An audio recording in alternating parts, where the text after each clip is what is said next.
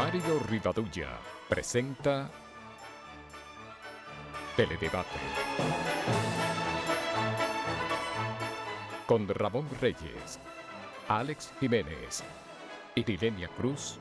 Teledebate, objetivo y veraz, siempre fiel a la verdad. Queridos amigas, amigos televidentes, esta nueva entrega de Teledebate, hoy comenzando una nueva semana laboral. Como siempre, Ramón Reyes y quien les habla, estaremos con ustedes por la próxima hora compartiendo temas de interés general y una muy interesante entrevista que presentaremos en el próximo segmento. La reflexión de hoy dice así: las almas gemelas se encuentran sin necesidad de hablarse. Esta es una reflexión de José Martín. ¿Dónde está la mía? A ver si yo la encuentro. Sí. A lo mejor la mía tiene chavo. ¿Verdad? Bien, los pasos de la historia recuerdan que en el año 1519 el navegante portugués Hernando de Magallanes, al frente de una flota de 5 navíos, inició su viaje alrededor del mundo.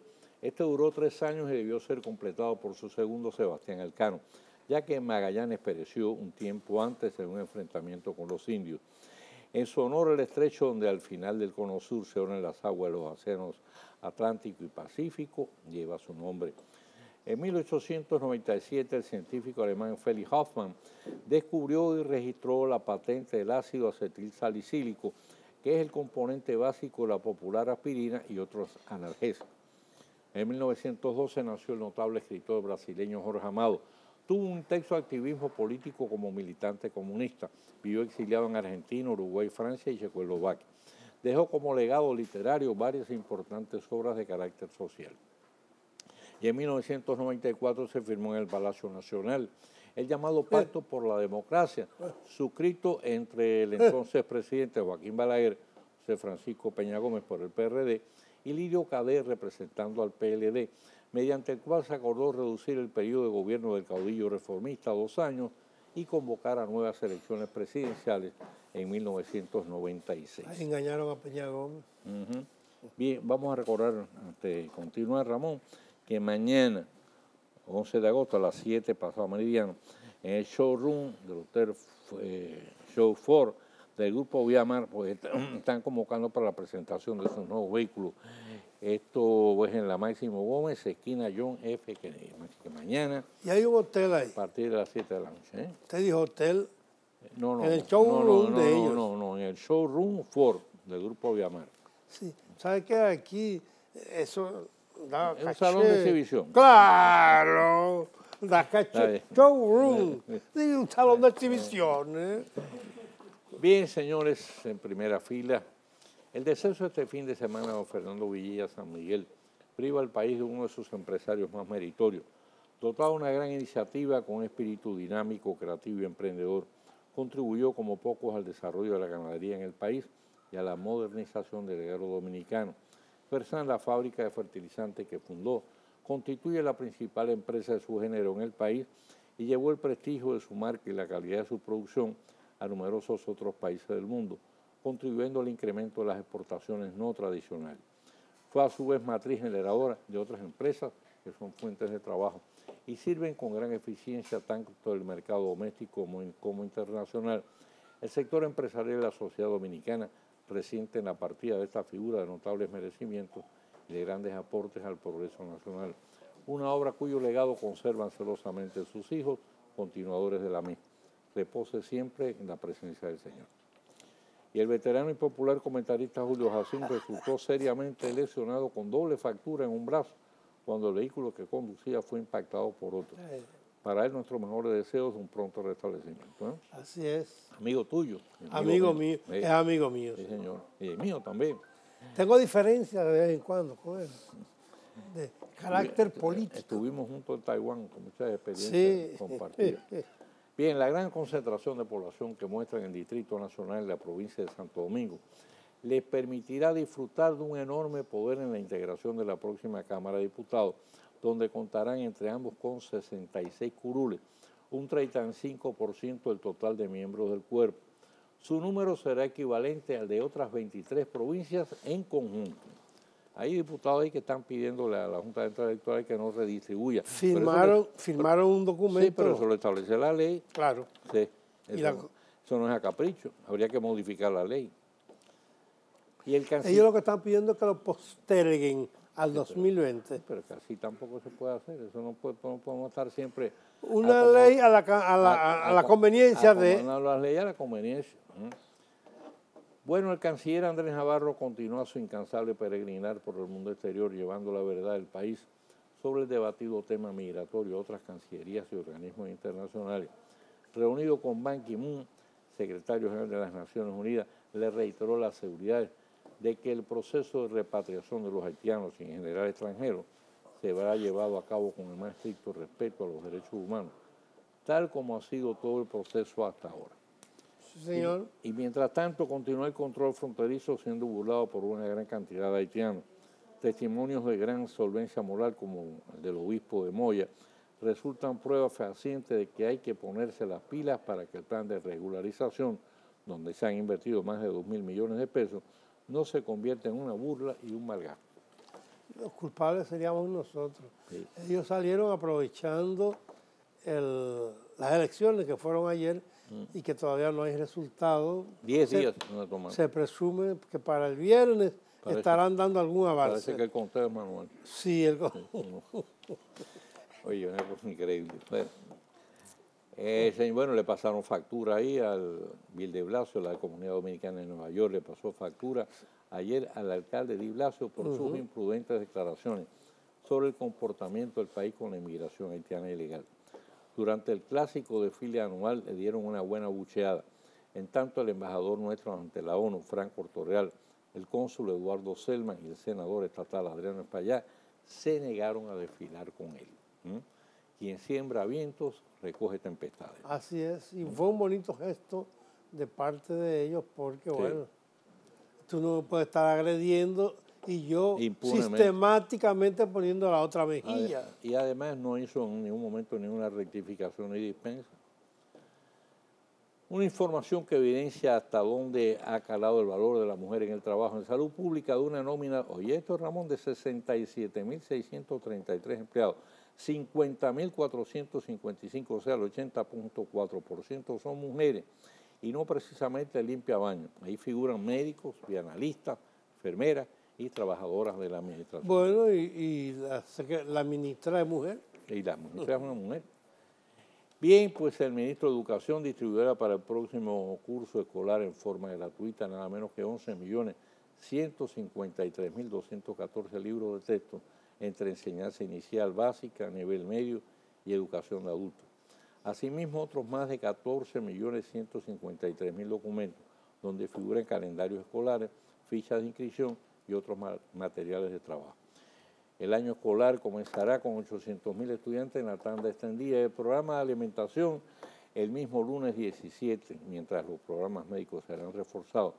Solo falta que los padres asuman la responsabilidad de enviar a sus hijos a clase del mismo día de la reapertura, es decir, que no se tomen un día más de vacaciones. Vamos a hacer la pausa. Cuando regresemos ya vamos a estar conversando con nuestro huésped hoy en Teledebate.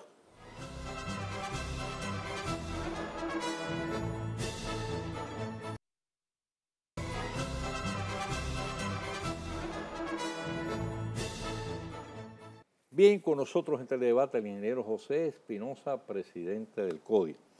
El pasado fin de semana, pues, comentamos precisamente unas declaraciones de él y con ese motivo, pues, lo tenemos aquí hoy. Hay un periódico matutino que recogió esa declaración del ingeniero Espinosa, afirmando que en el país el 90% de las construcciones habitacionales son ilegales. O sea que significa que carecen de planos de orientación profesional. Así que bienvenido. Nos alegramos que está aquí con nosotros. Ahora, ¿en qué fundamenta una declaración suya tan preocupante? ¿Qué estadísticas existen al respecto? Buenas noches a los amigos televidentes de Teledebate y gracias por invitarnos a este programa. Bueno, nosotros realmente no es nuevo. Lo que pasa es que no se había estudiado o alguien no se había dedicado a estudiar a profundidad la situación. Nosotros de manera personal hicimos una investigación con los censos del 2002 y del 2010, además del historial de proyecto aprobado por obras públicas desde el 1997 hasta la fecha. Nosotros pudimos determinar que en los censos, como promedio, se determinó que había alrededor de 112.000 viviendas que se construían al año. Claro, esas viviendas... 112.000. 12.000, sí.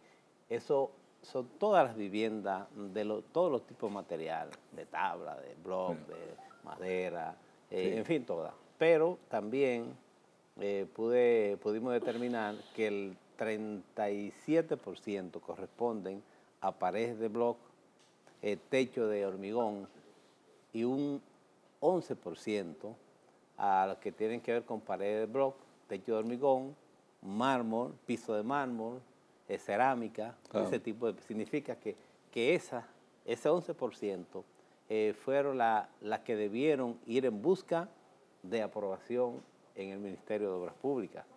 Sin embargo, para esa fecha, en ese mismo periodo, hasta el 2010, el Ministerio de Obras Públicas tiene que un promedio de 1.183 o sea, la décima fueron los que buscaron autorización, aprobación. Entonces, nosotros nos quedamos un poquito, si vamos a esos números reales, es mucho más del 90%. Claro. Pero siempre hay sus errores, ¿verdad? Entonces, entendemos que alrededor de un 90% de las construcciones son ilegales.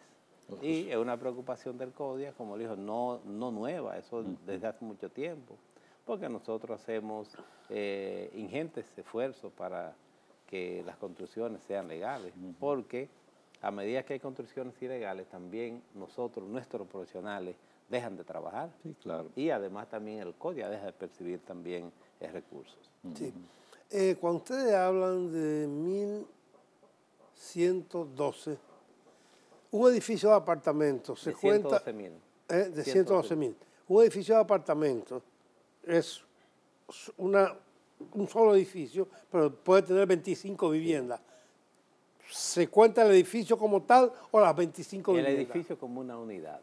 Porque las estadísticas no nos dicen, no llegan hasta esa profundidad de determinar cuántos son edificios, cuántos no. Pero se sabe que la parte de edificio es mínima comparada con las unidades independientes. Ahora, ingeniero, lo que uno se pregunta, bueno, ¿cómo se puede estar registrando ese tipo de irregularidad tan grave? No hay controles en este caso por parte de obras públicas, porque te acuerdas que tengo entendido que también el ayuntamiento tiene que pedir un permiso, los ¿no? ayuntamientos, sí, los ayuntamientos tienen que... Entonces, hay que ir al ayuntamiento a buscar un permiso de uso de suelo, una aprobación. Entonces no hay controles en ese sentido, de cualquiera llegue y levanta una construcción sin permiso y aquí pues a Dios que reparta la suerte. Hasta ahora, lamentablemente, es así, cualquiera va y levanta una casa, una construcción, y realmente una situación terrible que debe cambiar, debe cambiar. Don Mario habla de controles. Yo creo que sí que hay controles. Lo que pasa es que esos controles no son atendidos. Desde que uno comienza a levantar una pared, y lo digo como periodista, como abogado, como persona que ha estudiado el tema, te aparecen una camioneta, y te pide el permiso. ¿Qué tú dices? Mira, está en trámite, tú sabes, agárrate ahí y le da al tipo una suma de dinero. Pero el tipo se va, no vuelve, a los 2 meses va otro diferente. Pero acá ¿dónde está la documentación? No, que está en proceso. Ya por aquí vino un compañero tuyo. Es decir, sí hay controles porque se sabe que ese tipo está construyendo y que le ha dado al inspector una suma determinada de dinero para que lo deje avanzar en la obra.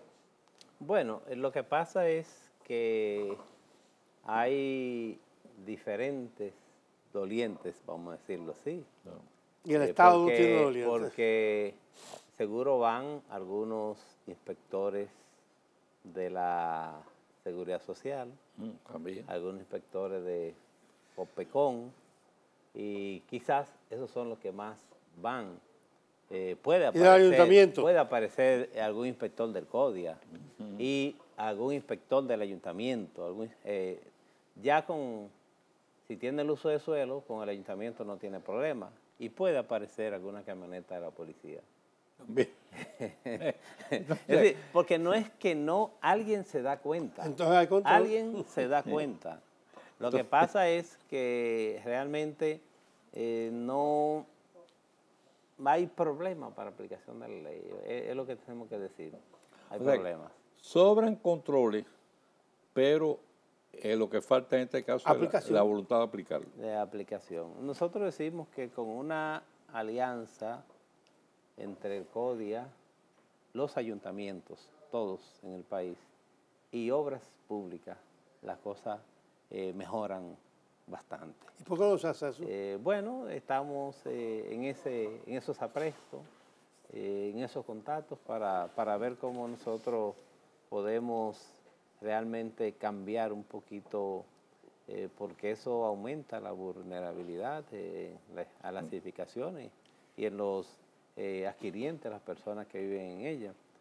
Pero realmente las obras que se hacen en las grandes provincias como la capital, el Gran Santo Domingo, hay quizás mucho más el porcentaje, o es menos el porcentaje de evasión, claro, porque en los pueblos es mucho más, porque ¿no? realmente en la capital eso tiene que bajar. Estamos hablando de un promedio general. Claro. Sí. Ahora, no existe sanción legal en esto para ese tipo de situaciones, es decir, la persona que se pone por su cuenta a levantar una edificación de esa naturaleza y que no tiene los permisos correspondientes, no hay, es decir, que establece la ley en ese sentido. Tú que eres abogado, Ramón. Sí existe sanción y tenemos pruebas en más de una ocasión de que se han detenido las obras. Sí, es correcto, hay sanciones.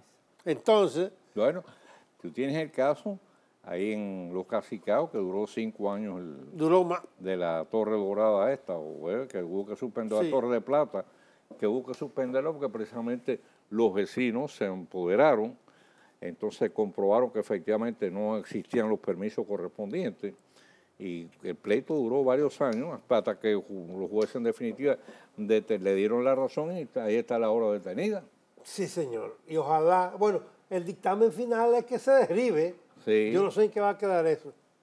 Él habla de permiso y eso me viene aquí a la mente hacerle una pregunta. Usted es ingeniero. Sí, los ingenieros construyen. ¿Qué pasa con los permisos para la extracción de gravilla y arena de los ríos de la República Dominicana? La crisis del agua hoy estamos a 10, es más grave porque el río Nizao, que es el que abastece de agua a los acueductos del Gran Santo Domingo, prácticamente lo hemos secado y cada camión que está ahí dice que tiene una autorización y de hecho sí la tiene. Han sido autorizados por el Ministerio de Medio Ambiente y ahí va a crearse una desgracia porque mañana es martes, si mañana sacan un solo camión, la gente de la comunidad lo va a incendiar.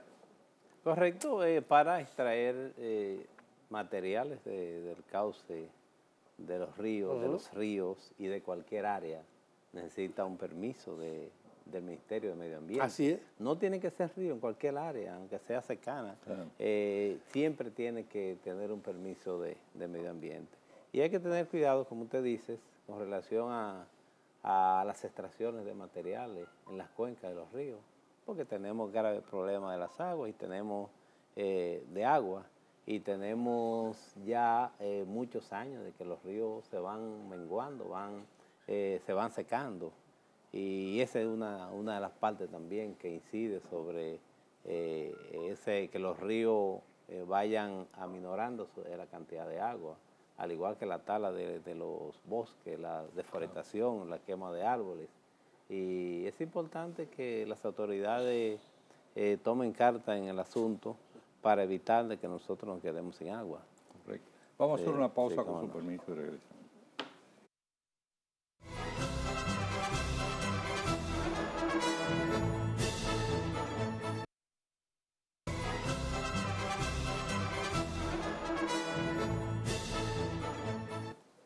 Bien, seguimos conversando en este debate con el ingeniero José Espinosa, quien es presidente del CODIA. El CODIA es el Colegio Dominicano de Ingenieros y Arquitectos, ¿no? Y agrimensores. No me saca los agrimensores, sí, que se ponen guapos. Es la final. Bien, ingeniero, el territorio nacional está atravesado por una falla sísmica muy fuerte y esto nos convierte en una especie de bomba de tiempo, ¿verdad? Y yo me pregunto si con estas construcciones ilegales que se hacen de manera arbitraria, no corremos el riesgo de una catástrofe similar a la que destruyó prácticamente Puerto Príncipe, dejó casi 300.000 muertos, 2 millones de personas sin hogar. Porque muchas de esas construcciones se hicieron en Puerto Príncipe, se hicieron igual de manera malaganaria, sin seguir ningún tipo de plan, sin observar ninguna de los elementos de resistencia necesarios. Entonces, ¿qué puede pasar aquí mañana si hay una situación de esa, un seísmo de esa naturaleza? Bueno, nosotros entendemos, como dije hace un rato, que las grandes construcciones, las torres, esas mayormente han obtenido la autorización de parte del Ministerio de Obras Públicas y además, más las últimas están hechas con el nuevo código sísmico, sí, que realmente endurece un poco más y son más seguras. Habrá algunas construcciones de esas que realmente quizás no siguieron la aprobación. Necesariamente no estamos diciendo que estén mal, porque podría ser que estén bien, que haya sido un profesional de la ingeniería que lo haya hecho y realmente haya seguido su experiencia. Pero lo lógico es que esas construcciones obtengan la aprobación del Ministerio de Obras Públicas y que además se le dé seguimiento a las mismas. Porque la realidad es que nuestros profesionales están preparados para construir bien, para hacer las construcciones dentro de un orden. Ahora, hay propietarios, mayormente de casas individuales, que se dedican también a hacer su propia casa. Sí. O buscan un maestro. El maestro constructor. El maestro constructor, sí.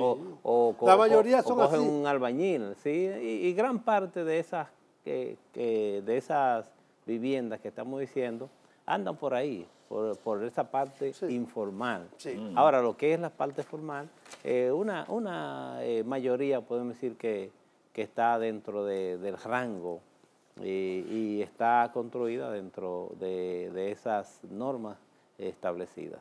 Ahora, desde el punto de vista técnico, porque el protocolo de construcción antisísmica, tengo entendido que es bastante reciente. O sea, antes de eso... Sí, había otros desde el 1979. Sí, pero antes de eso me imagino que parece que no había mucho celo en atenerse a ese tipo de protocolo. Porque no había el código antisísmico. Sí, del 79 hacia atrás no había código antisísmico. Entonces, ¿hay posibilidades desde el punto de vista técnico de esas construcciones poderlas reforzar de tal manera que puedan enfrentar una situación de esta manera? Correcto. Todas esas construcciones se le hace un estudio, un análisis y pueden reforzarse las mismas. Lo que pasa es que tiene un costo y alguien tiene que asumir ese costo. Pero la realidad es que... Pero y eso se han hecho. Pero el costo es perder la vida. Sí, eso se ha hecho. Ya se han mejorado y se han reestructurado obras importantes. Por ejemplo, cuando ocurrió el fenómeno de Haití, esa gran tragedia, yo recuerdo que la entonces ministra de Educación mandó a hacer una evaluación de la condición de las escuelas y se divulgó la información de que había unas 1000 que estaban en unas condiciones decir, que necesitaban reforzamiento. Muy vulnerables, sí. Y que se iba a mandar a reforzar las mismas. Pero no se ha hablado más de eso. ¿Se hizo eso? Parece que se han hecho algunas, aunque hay una gran cantidad. El ingeniero Leonardo Reyes Madera, que es presidente de Sodo Sísmica, ha hecho unos estudios, imagino que ese dato viene de ahí, y parece que se han reforzado algunas, pero faltan la gran mayoría. Sí. Yo tengo 2 preguntas, y una se la hice fuera de cámara. Hámela de cámara. Se ha hablado mucho de la supervisión. Yo decía que el CODIA, por ley, es asesor del gobierno, pero decía también que muchas veces los diferentes directivos del CODIA temen enfrentar al gobierno, y cuando digo enfrentar no es echar un pleito irreconciliable, sino enfrentar al gobierno en estas cosas que estamos hablando, porque el gobierno es el mayor constructor de obras. Y entonces, como el gobierno es el mayor constructor de obras, es el que paga, déjame no echármelo de enemigo, porque a lo mejor yo me puedo ganar un sorteo de eso. Sí. No, correlación, porque fíjese que una cosa no tiene que ver con la otra. Los sorteos, básicamente las obras, las asignaciones de grado a grado, entonces, de tandas extendidas, se benefician diferentes colegiados, independientemente de una u otra cosa. El grado a grado, realmente eso, en esencia, ha disminuido bastante. Disminuido por ya desaparecido. Es muy difícil conseguir una obra así de grado a grado. Hay que obligatoriamente, algo hay que hacer. Porque si antes el grado a grado era fácil, ahora me llamaban uno, mira, te voy a dar tal obra, y era mucho más fácil. Ya eso poco a poco ha ido cambiando. No es que no haya, vamos a decirlo, no es que no haya. Pero no creo el CODIA juega su papel independientemente de la situación de los gobiernos, y siempre está el CODIA trabajando y tratando que las cosas mejoren, no en contra de ningún gobierno, claro, sino a favor de la sociedad y a favor de sus agremiados. Ahora, hay algo que yo no acabo de entender, y es lo siguiente. Como dijo Ramón, el CODIA por ley es asesor del gobierno en materia de construcción. Y yo me pregunto lo siguiente, cuando el gobierno va a emprender una obra de cualquier naturaleza, pero son obras grandes, ¿no? ¿Por qué primero no se consulta al CODIA, se le llevan los planos y mire, se va a construir esta carretera, este es el diseño, se va a construir esta cuesta, este es el diseño, sino que se espera a que esté hecha la obra y entonces viene el CODIA y dice, bueno, esto está mal hecho, tiene una serie de fallas, una serie de correcciones, por ejemplo, que la carretera de Samaná. Yo vi que ustedes la están objetando ahora desde el punto de vista técnico. 32 puntos ciegos. Pero ya la carretera está hecha y la carretera tuvo un costo millonario, creo que costó como 7.000 o 8.000 millones de pesos más o menos. Entonces uno se pregunta, ¿por qué hay que esperar que la obra esté construida para entonces que el CODIA venga y decir, mire, que está mal, está incorrecto? Sí, lo lógico es que cuando se vayan a hacer esos proyectos, se llame al CODIA como institución asesora del Estado, y eso va a ayudar. En vez de desayudar, lo que hace es que ayuda a los ministros, directores, los incumbentes, y a las instituciones y al Estado. Bueno, no sabemos porque eso nunca, como dije, nunca se ha hecho salvo excepciones. Es decir, que pueden en un momento determinado llamar al CODIA para cualquier consulta. Vamos a hacer una pausa y regresamos.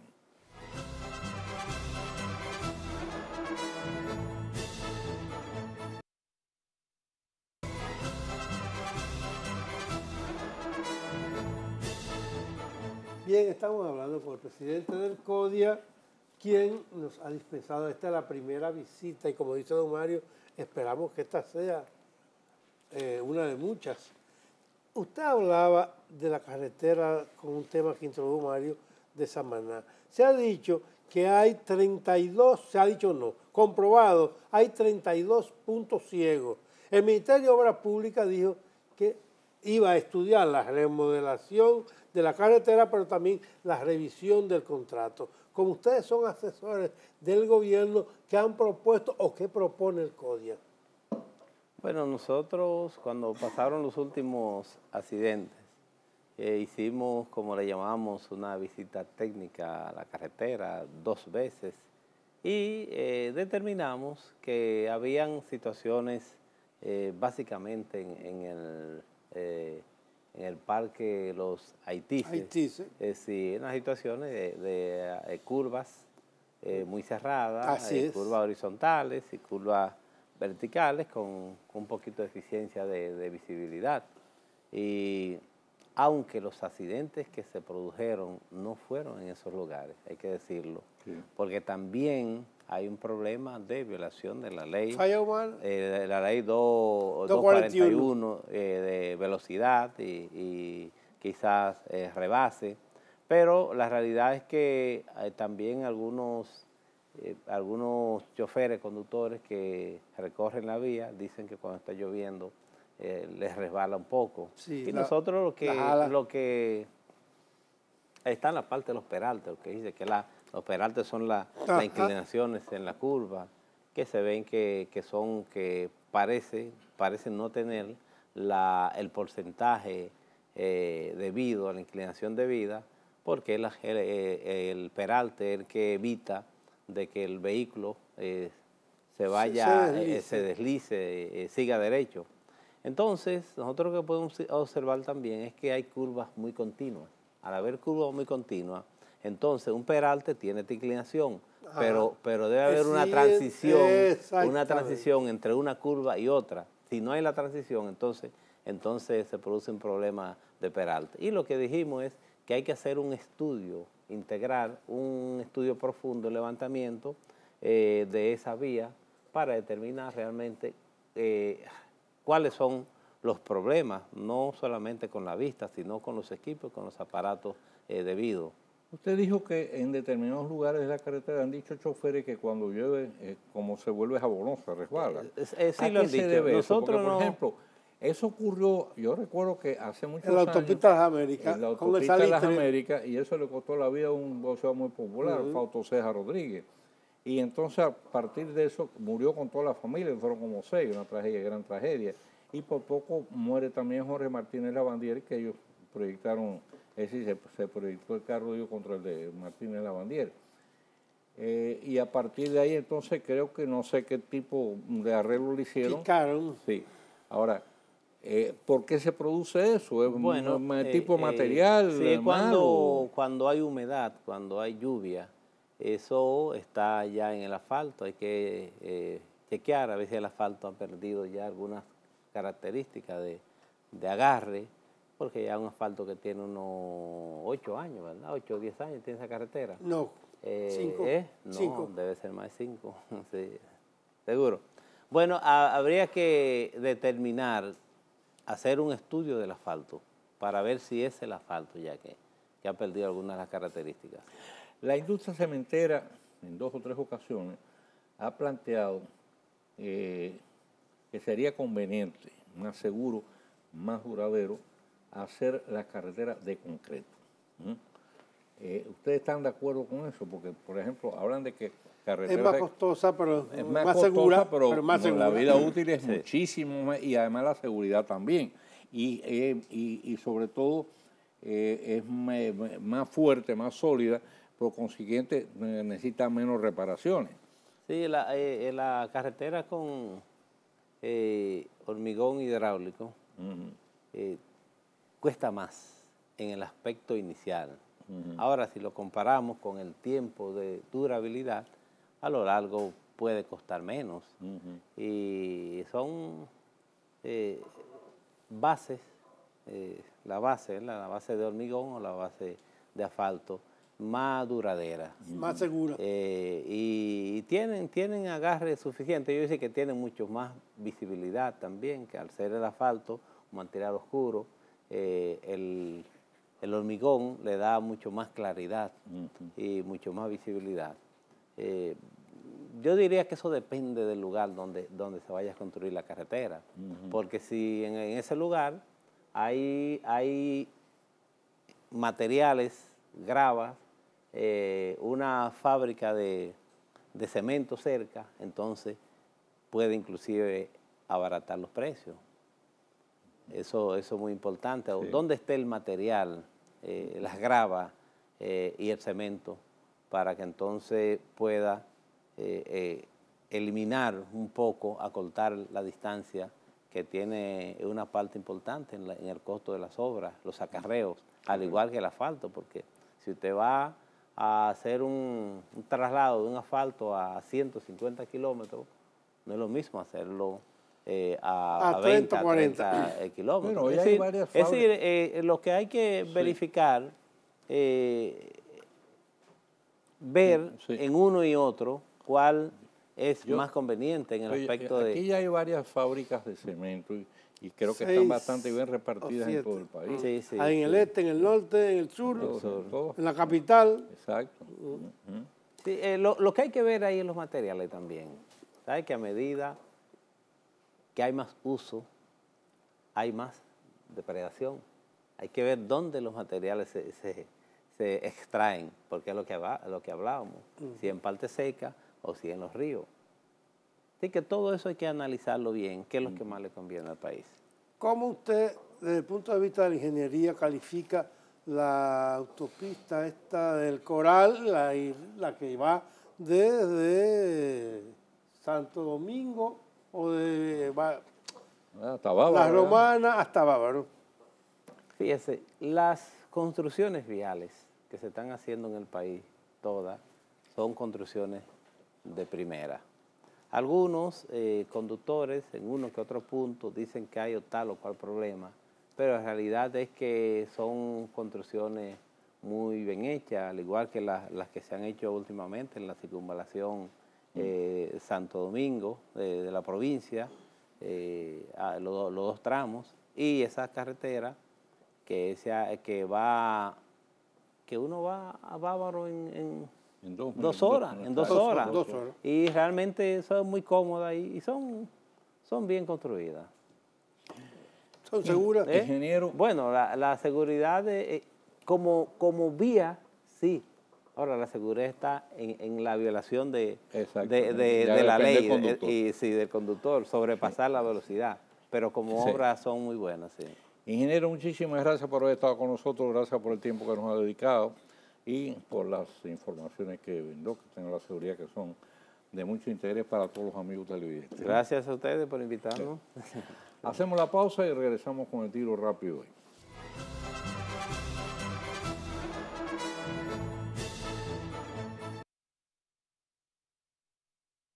Teledebate, el tiro rápido, de Mario Rivadavia.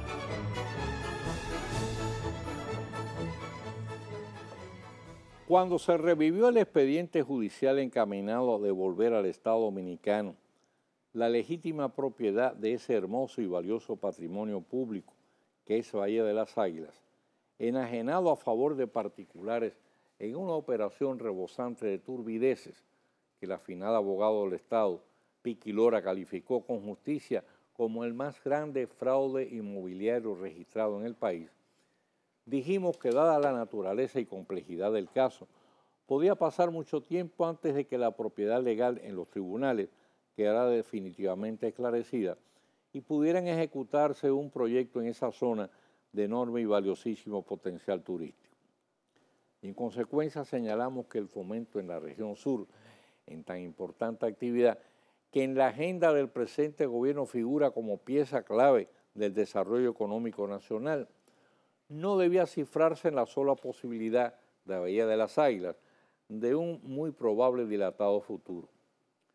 Habiendo agotado un hermoso recorrido de esa parte del país a lo largo del litoral costero, hasta más allá de Cabo Rojo en varias ocasiones, habíamos tenido oportunidad de visualizar los distintos lugares de atracción turística que ofrece la MI.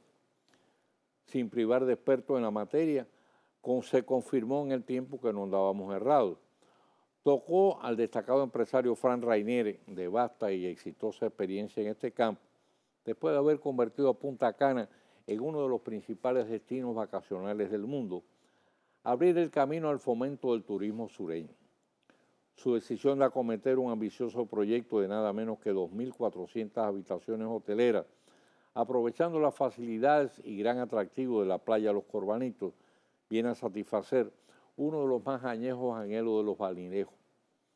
Ahora el clúster ecoturístico de Barahona, que preside Polibio Chifino, da cuenta a través del amplio reportaje aparecido en la sección Economía del Matutino Hoy, que dirige su experimentado editor Mario Méndez, de los distintos planes que se están desarrollando para el aprovechamiento turístico de esa provincia.